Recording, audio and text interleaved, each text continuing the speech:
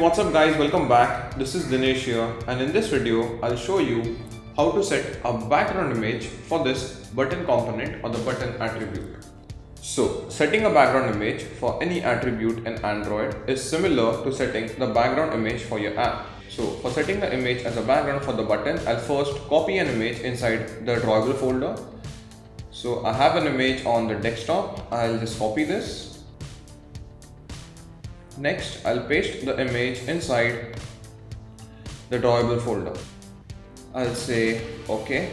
So once I copy the image inside the drawable folder, next I'll go inside the text tab, and in this button I'll search for the Android background, and in place of Android background I'll now write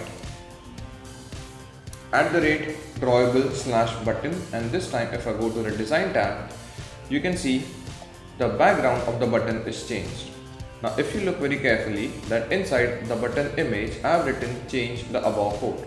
So change the above code text is already present inside the button image, and I've also written text by the name of change the above code. So what I'll do is I'll go inside the text tab, and this time inside the Android text, okay, which is over here, and it reads change the above code. I'll make this empty, and as you can see, the image fits properly on the screen. Now let me tell you one more thing. The width and the height of this image is 200 pixels by 100 pixels.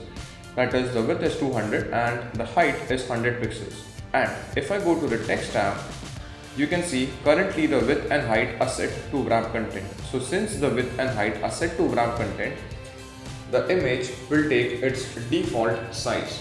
But if you want, you can also go ahead and change the width and height. And once you change it, the image will try to rearrange itself according to the width and height that you have specified. Now, once you've set an image as a background, you can go ahead and try this out. So I'll just end this video over here. So guys, that's it for this video. In the meantime, if you like this video, please feel free to hit the like button, and if you want to learn Android from scratch, please click on the subscribe button at the bottom. Thank you guys, and I'll catch you in the next video.